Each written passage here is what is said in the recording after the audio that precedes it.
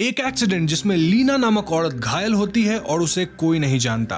कहानी और गंभीर होती है जब पता चलता है कि लीना आज से 13 साल पहले गायब हुई थी। तो आखिर वो इतने दिन तक कहां थी? कौन है उसकी किडनैपिंग के पीछे? जानेंगे आज की वीडियो में, जो German psychological thriller series Dear Child के बारे में है। ये कहानी रोमी हॉर्समैन द्वारा लिखित नोवेल लिबेस काइंड पर बेस्ड है। अब यहाँ मैं आपको बता दूं कि इस सीरीज में कुल 6 एपिसोड्स हैं, जिन्हें हम 2 वीडियोस के माध्यम से कवर करेंगे। यानी आज वाली वीडियो में हम पहले 3 एपिसोड्स की कहानी जानेंगे और अगली वीडियो 1-2 दिन के अंदर ही आ जाएगी, जिसमें हम आखिरी 3 एपिसोड्स पे बात करेंगे। So now with that said, let's roll the intro.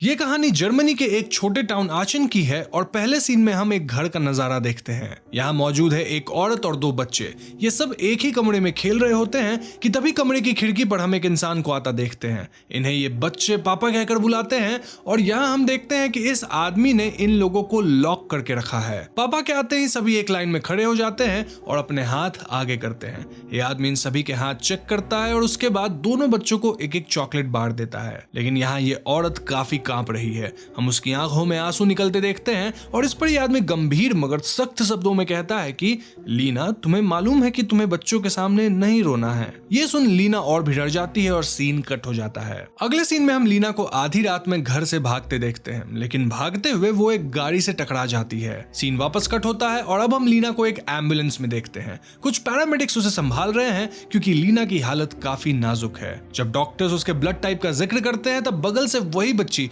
जिसे हमने उस घर में देखा था, वो कहती है कि उसकी माँ का ब्लड टाइप AB नेगेटिव है। डॉक्टर से पूछते हैं कि उसे ये बात कैसे मालूम। तब ये बच्ची बहुत ही अननेचुरल और गंभीर रूप से बताती है कि उसकी माँ ने ही उसे इस बारे में बताया था कि उनका ब्लड AB नेगेटिव है, जो बहुत रेयर है। इसमें एंटीजेंस नहीं बल्कि एंटीबॉडीज पाए जाते हैं। इधर एम्बुलेंस के बाहर पुलिस यूनिवर्सिटी हॉस्पिटल में फोन करके उन्हें जंगल के पास मिले इन विक्टिम्स के बारे में बताती है। हम देखते हैं कि बातचीत के दौरान उसे जंगलों के बीच किसी के कदमों की आवाज सुनाई देती है, लेकिन अंधेरे में वो कुछ ठीक से देख नहीं पाती। आगे लीना उसकी बेटी को अस्पताल लाया जाता है, जहां लीना की हालत काफी नाजुक हो चुकी है और हम देखते हैं कि उसे ऑपरेशन थिएटर ले जाया जाता है। वहीं हम इस बच्ची को देखते हैं जो न जाने क्यों अस्पताल में हर एक चीज बड़े ध्यान से ऑब्जर्व कर रही है। वो लाइट्स और साउंड से बहुत इंप्रेस भी लग रही है और जब उसे कॉरिडोर में एक तरफ सभी डॉक्टर्स और नर्सेस के नाम, यूनिट वगैरह दिखाई देते हैं तो वो उन सभी को पढ़ती है। तभी उसके पास आती है अस्पताल की एक नर्स जो उससे उसका नाम पूछती है।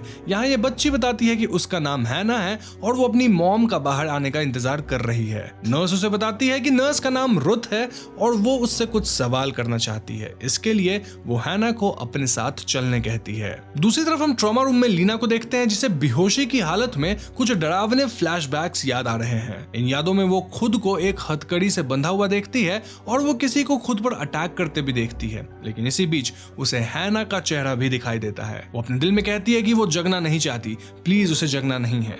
वहीं दूसरी तरफ नर्स रुथ हैना को कुछ नए कपड़े देती है और उससे पूछती है कि वो और उसकी मॉम यहाँ कैसे पहुंची और उसकी मॉम को रास्ते पर किसने धक्का मारा था। इस पे हैना कहती है कि जिस आदमी ने उसकी माँ को गाड़ी से टक्कर मारी थी वो एक भला आदमी था। उसकी मॉम खुद ही बीच रोड पर आ गई थी और वो आदमी तो एम्बुलेंस आने तक वहीं रुका हुआ था। हैना कहती है कि उसकी मॉम थोड़ा क्लमजी है और अक्सर गिरती पड़ती रहती है, इसलिए हैना उन्हें संभालती है। इतना ही नहीं, जब नर्स हैना से उसके घर के बारे में पूछती है तब हैना बताती है कि उसकी मॉम उसके पिता को एक एक्सीडेंट में मार डालना चाहती थी, जबकि उसके पिता काफी अच्छे हैं, वो उन्हें कभी चोट नहीं पहुंचाते हैं। ये बात सुन रुथ थोड़ा परेशान हो जाती है और बाहर आकर पुलिस को इस बारे में बताती है। यहाँ हम सीरीज के अगले मेन कैरेक्टर आइडा कर्ट से मिलते हैं, जो आचेन के CID ब्रांच से हैं। रुथ उन्हें हैना के बारे में बताती है और कर्ट को इस बच्ची की बातें काफी परेशान कर देती है। वो अपनी जूनियर को जंगल के आसपास के रोड्स पर नजर रखने कहती है। उधर हैना को हम अपने कमरे से बाहर झांकते देखते हैं, जहाँ वो हर एक चीज को एक नाम दे रही थी। तभी वो अस्पताल के बाहर कुछ मशीन्स लगा देखती है, जिनका नाम वो बताती है कि ये सर्कुलेशन मशीन्स हैं।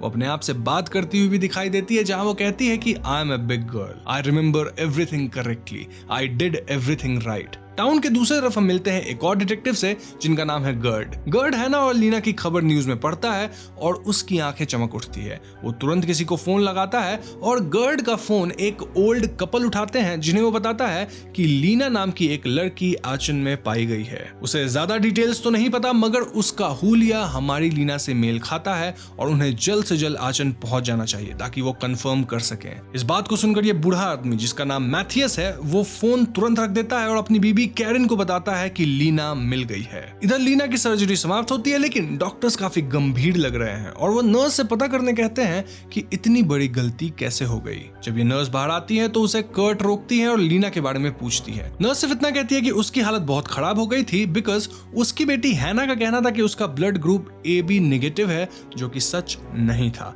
एंड डॉक्टर्स उसे बेयरली बचा पाए हैं। दूसरी तरफ हम हैना को देखते हैं जो रुथ के साथ ड्राइंग कर रही है। हैना अपने घर का पिक्चर बना रही थी और वो नर्स को बताती है कि पिक्चर में उसके साथ उसका भाई जोनाथन भी है। रुथ ऑब्जर्व करती है कि इस घर में खिड़कियां बंद है जिस पर हैना बताती है कि पापा इन विंडोज को हमेशा बंद रखते हैं क्योंकि फ्रेश हवा के लिए उनके घर में सर्कुलेशन मशीन्स लगे हुए हैं। नर्स आगे हैना से कहती है कि उन्हें जोनाथन को लेने वापस उनके घर जाना चाहिए एंड देन स्लाइटली उससे उसके घर का पता पूछने की कोशिश करती है लेकिन हैना कहती है कि जोनाथन को लोगों से बहुत डर लगता है प्लस घर में कारपेट पर काफी खून जमा हो गया था जिसे साफ करने के लिए कोई तो होना चाहिए था ना। इस पॉइंट पे हम सचमुच हैना के घर का सीन देखते हैं जहां हम जोनाथन को कारपेट पर से खून साफ करते देखते हैं। उसके पास ही एक डेड बॉडी भी पड़ी हुई थी जिसका सर काले कपड़े से ढका हुआ था।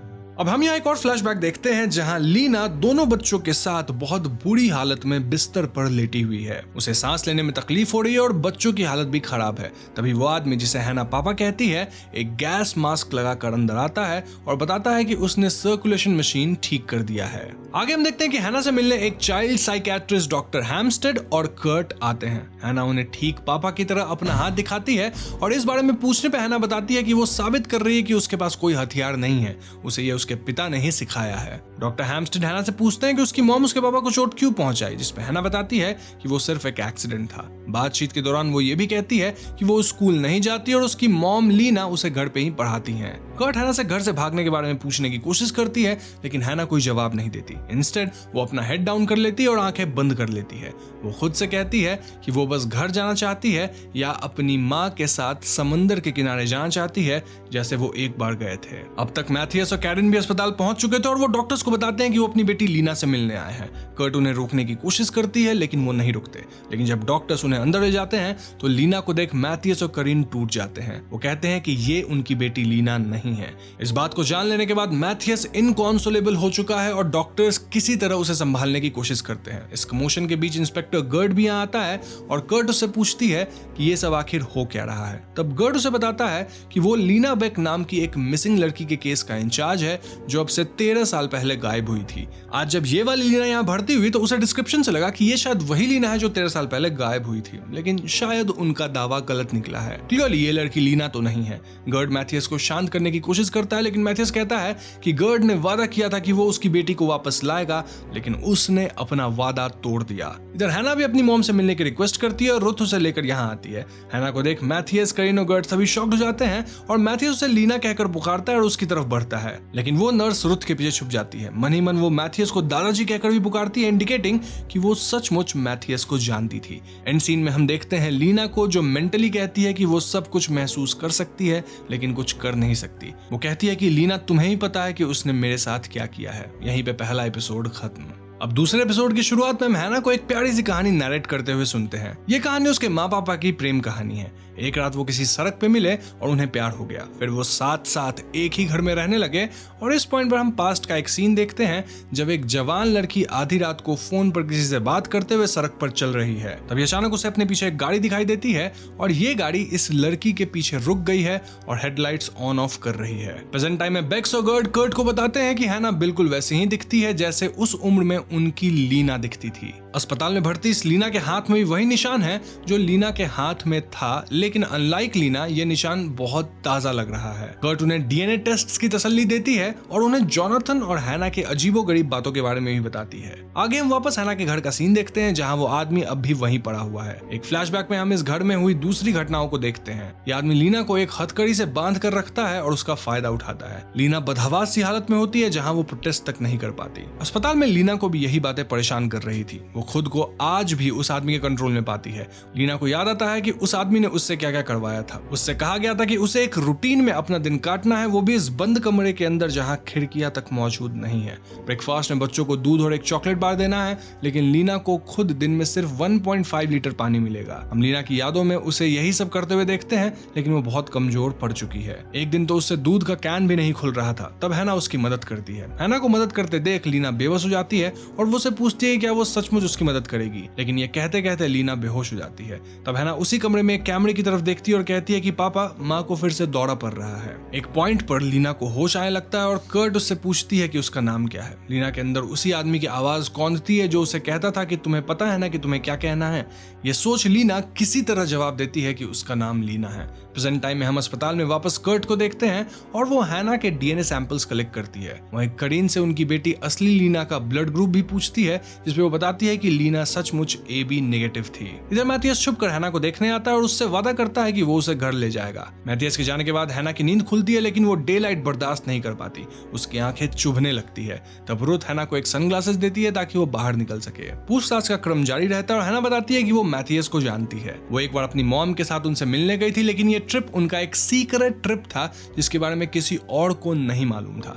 हैना की मेमोरीज में हम इस बात को सच का रूप लेते देखते हैं, जहां वो खुद को और अपनी मॉम यानी कि असली लीना को, जिसे हमने एपिसोड के शुरुआत में देखा था, उन्हें एक गार्डन में देखते हैं। हैना के दादाजी उसकी तरफ अपना हाथ बढ़ाते हैं और हैना खुशी खुशी उनके पास चली जाती है। वो रुथ को और भी कई बातें बताती है कि कैसे वो और उसकी मॉम एक पेरिस ट्रिप के लिए जाना चाहते थे। हैना की बातों से गर्ड काफी परेशान दिखता है और वो मैथियस और करीन से सवाल करता है कि क्या वो सचमुच हैना से मिल चुके हैं, क्या कभी लीना उनसे छुपकर मिलने आई थी। लेकिन मैथियस और करीन उसकी बातें सुन काफी गुस्सा हो जाते हैं। उधर पुलिस लीना के कपड़ों के जरिए जंगलों के आसपास छानबीन कर रही थी। तभी एक सिक्योरिटी गार्ड अपनी गाड़ी में वहां से गुजरता है। पुलिस को उसका व्यवहार कुछ अजीब लगता है, क्योंकि वो बार बार यहाँ हुए हादसे के बारे में पूछ रहा था। जल्दी उन्हें लीना के कपड़े का एक टुकड़ा एक डिकमीशन्ड मिलिट्री साइट के पास मिल जाता है। हो न हो हैना का घर इसी फील्ड में कहीं मौजूद था। वहीं दूसरी तरफ हैना नर्स रुथ के साथ मिलकर एक बार फिर अपनी माँ को देखने जाती है, लेकिन यहाँ कुछ अजीब होता है। हैना रुथ को बाहर छोड़ अंदर लीना के पास आती है और उसके कानों में कुछ बुदबुदाती है। हैना उसे कहती है कि वो हमेशा तुम्हारे साथ रहेगा। ये सुनकर लीना बहुत डर गई थी, लेकिन हैना पर कोई असर नहीं पड़ता। वो लीना के हाथ में एक कांच का टुकड़ा थमाती है और वहां से चली जाती है। लीना इस कांच के टुकड़े को छुपा लेती है और आगे हम लीना को होश में आते देखते हैं, जहां उससे मिलने गर्ड आता है। गर्ड लीना से बात करने की कोशिश करता है। इनफैक्ट वो उसे असली लीना की तस्वीर दिखाता है और उससे पूछता है कि क्या वो लीना को जानती है। ये लीना इस तस्वीर को ध्यान से देखती है और गर्ड से पूछती है कि लीना कैसी थी, कौन थी। गर्ड बताता है कि 13 साल पहले की लीना एक बहुत खास लड़की थी। वो लॉयर बनना चाहती थी, उसका एक बॉयफ्रेंड भी था, लेकिन फिर एक शाम एक पार्टी के बाद वो गायब हो गई। उसका आखिरी फोन रात के 4 बजे ट्रैक हुआ और उसके बाद उसे कभी किसी ने नहीं देखा। सालों तक इन्वेस्टिगेशन हुआ, लेकिन कोई बात सामने नहीं आई। अब यहाँ ये लीना एक आदमी का नाम लेने की कोशिश करती है, लेकिन उसके अंदर की आवाज उसे वार्न करती है, ये रूल के खिलाफ है। लीना की धड़कनें तेज होने लगती है और वो डॉक्टर से इतना पूछती है कि क्या वो प्रेग्नेंट है। इसके बाद हम लीना को फिर एक फ्लैशबैक में पहुंचते देखते हैं, जहां वो उसी घर में मौजूद है। वो आदमी उसे हैना और जोनाथन को बेड टाइम स्टोरी सुनाने कहता है। लीना शारीरिक और मानसिक रूप से चोटिल लग रही है, लेकिन ये बच्चे ऐसा बिहेव कर रहे हैं मानो कुछ हुआ ही ना हो। वो कहानी सुनाने की जिद करते हैं। हैना तो लीना को दबे आवाज में वार्न भी करती है, लेकिन लीना कुछ कह नहीं पाती। दूसरी तरफ हैना को डॉक्टर हैम्स्टेड अपने साथ बच्चों के साइकियाट्रिक होम ले जा रहे हैं। रास्ते में हैना अस्पताल की तरह हर चीज का नाम ले रही है। जब डॉक्टर उसके लिए गाना बजाते हैं तो वो बहुत कौतूहल से उसे सुनती है। चिल्ड्रन होम पहुंचकर नर्स हैना से बात करना चाहती है, लेकिन हैना कुछ नहीं कहती। सिर्फ वहां मौजूद एक कैमरे को ध्यान से देखती है। उसे याद आता है कि उसके घर में भी उसके पिता एक कैमरा लगाए रखते थे। अस्पताल में करीन और गर्ड को मैथियस कहीं दिखाई नहीं देता। वो उसे लेकर परेशान दिखते हैं और हम पाते हैं कि मैथियस अब तक हैना के पीछे पीछे चिल्ड्रंस होम पहुंच चुका है। वहीं दूसरी तरफ पुलिस को हैना का घर मिल चुका है। वो नेटो के अंतर्गत एक अबैंडन्ड मिलिट्री ग्रुप पे मौजूद है। कर्ट को जोनाथन की फिक्र है, जो हैना के बयां के अनुसार घर में एक डेड बॉडी के साथ अकेले है। वो बिना परमिट का इंतजार किए अपने आदमियों को इस एरिया में आगे बढ़ने कहती है। घर के अंदर हम जोनाथन को देखते हैं, जो बहुत डरा हुआ लग रहा है। इधर कर्ट की टीम आगे तो बढ़ती है, लेकिन अचानक एक ऑफिसर का कदम जब घर के करीब की जमीन पे पड़ता है, तब एक विस्फोट होता है। ये ऑफिसर बुरी तरह जख्मी हो जाता है और टीम रियलाइज करती है कि इस घर के आसपास लैंड माइंस फिट करके रखे गए हैं। ये बात जान कर्ट बहुत शॉक्ड रह जाती है और यहीं पे दूसरा एपिसोड खत्म। अब तीसरे एपिसोड की कहानी शुरू होती है प्रेजेंट टाइम वाली लीना के पास ब्लास्ट के साथ। एक दिन लीना खुद को उसी घर में एक सिंक से बंधा हुआ पाती है। एक आदमी उसे मिलने आता है और उसे लीना कहकर पुकारता है। जवाब में ये लड़की कहती है कि उसका नाम लीना नहीं है। ये सुनकर वो आदमी उसे वहीं बंधा छोड़ वहां से चला जाता है, जबकि ये लड़की मदद के लिए चीखती चिल्लाती रह जाती है। जब ये आदमी दोबारा लीना से मिलने आता है तब वो और प्रोटेस्ट नहीं करती। हम देखते हैं कि वो जबरदस्ती लीना के बालों को ब्लॉन्ड कलर करवाता है।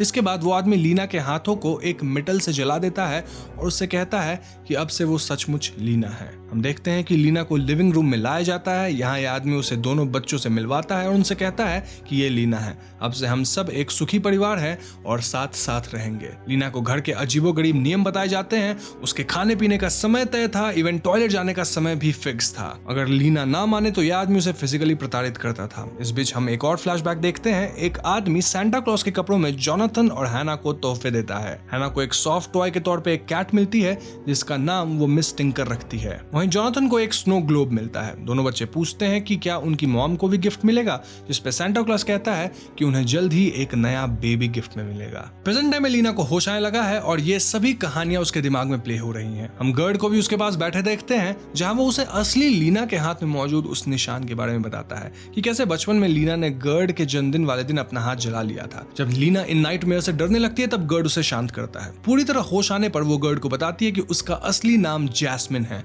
और वो डसलडॉर्फ की रहने वाली है। उसके पिता का नाम अल्रिक है और इस पॉइंट पे जैस्मिन के अंदर की आवाज उसे फिर मॉक करती है। वो आदमी जैस्मिन को याद दिलाता है कि उसका नाम लीना है, लेकिन जैस्मिन उस आवाज से लड़ती है। वो कहती है कि उसने ही उस आदमी को एक स्नो ग्लोब से मारा था, जिसके बाद वो घर से भाग निकली। वो रिवील करती है कि वो 5 महीने तक उस आदमी के कैद में थी। तो नेक्स्ट सीन में हम आते हैं हैना के घर के पास। कर्ट और उसकी टीम अब एक्सप्लोजिव्स हटा चुके हैं, लेकिन उन्हें यह भी पता चलता है कि ये एक्सप्लोजिव्स मिलिट्री द्वारा प्लांट नहीं किए गए थे। इन बातों पर ध्यान न देते हुए कर्ट घर के अंदर दाखिल होती है, जहां उसे सचमुच ही एक आदमी की लाश मिलती है। उसे गर्ड का फोन आता है, जहां वो उसे जैस्मिन के बारे में बताता है। जैस्मिन डायरेक्टली कर्ट से बात करती है और उस आदमी के मरे हुए होने की बात सुन चैन की सांस लेती है। कर्ट उसे जोनाथन के बारे में पूछती है और वो बताती है कि जोनाथन जरूर बिस्तर के नीचे छुपा हुआ होगा। कर्ट जैस्मिन को फॉलो करते हुए चिल्ड्रंस रूम में पहुंचती है और उसे सचमुच जोनाथन मिलता है। इनफैक्ट उसके पास वही स्नो ग्लोब का टूटा हुआ खिलौना था, लेकिन जोनाथन बाहर आने से कतरा रहा था। तब जैस्मिन कर्ट को जोनाथन से ये कहने कहती है कि उसने सब कुछ सही किया है, he did everything right. Kurt ऐसा ही कहती है, जिसके बाद जोनाथन बाहर आता है और कर्ट का हाथ थाम लेता है।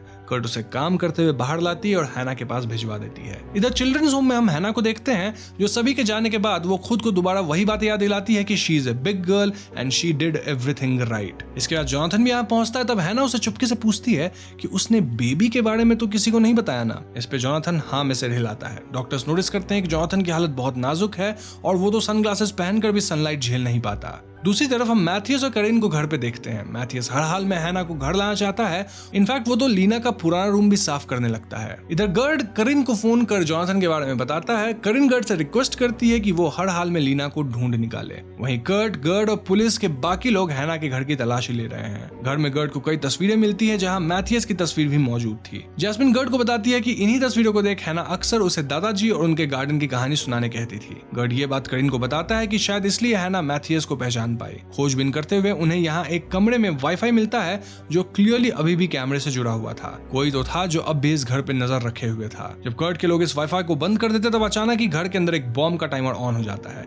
किसी तरह कर्ट और बाकी सब घर से बाहर निकलते हैं, जिसके बाद ये घर पूरी तरह ब्लास्ट कर जाता है। इस पॉइंट पर हम नोटिस करते हैं कि चिल्ड्रंस होम में भी एक आदमी जोनाथन और हैना पे नजर रखे हुए है। फ्लैशबैक में हम एक बार फिर बच्चों को देखते हैं, जो जैस्मिन से कहते हैं कि उन्हें भूख लगी है। जैस्मिन उन्हें चुपके से एक चॉकलेट का टुकड़ा खिला देती है और वो उन्हें प्यार से गले लगाती है। इधर अस्पताल में एक तरफ पुलिस बताती है कि जिस आदमी की डेड बॉडी उनके घर के अंदर मिली थी, उसका चेहरा किसी ने पूरी तरह काट डाला है ताकि कोई उसे आइडेंटिफाई नहीं कर पाए। ये सुन जैस्मिन बहुत डर जाती है और वो कहती है कि उसने सिर्फ एक बार उस आदमी के सर पे वार किया था, ये काम उसका नहीं है। लेकिन पुलिस का कहना था कि उस आदमी का चेहरा उसी स्नो ग्लोब के एक टुकड़े से काटा गया है, जो अब भी मिसिंग है। हम रियलाइज करते हैं कि ये वही टुकड़ा है जो हैना ने जैस्मिन के हाथ में थमाया था। दूसरी तरफ ये रिवील होता है कि जोनाथन और हैना के डीएनए से ये पता चला है कि उनकी मॉम भले ही लीना थी, लेकिन उनके पिता 2 अलग अलग लोग थे। इसका मतलब सस्पेक्ट की लिस्ट में अब एक नया नाम शामिल हो चुका है और यहीं पे तीसरा एपिसोड खत्म। तो दोस्तों ये थी वीडियो की पार्ट 1। 2 ही वीडियो आने वाली है। नेक्स्ट वीडियो कल या परसों तक आ जाएगी, जिसमें हम बचे हुए 3 एपिसोड्स को भी इंक्लूड कर लेंगे और पूरी कहानी की थियरीज पे भी बात करेंगे। आई एम प्रीटी श्योर कि अब तक आपको ये कहानी काफी इंटरेस्टिंग लग रही होगी, और अगर ऐसा है तो इस वीडियो को लाइक और शेयर जरूर कीजिएगा। साथ ही अगली वीडियो को मिस नहीं करना चाहते तो हमें सब्सक्राइब भी जरूर कीजिएगा, क्योंकि हम अपने चैनल पे ऐसे वीडियोज लाते रहते हैं। पीस।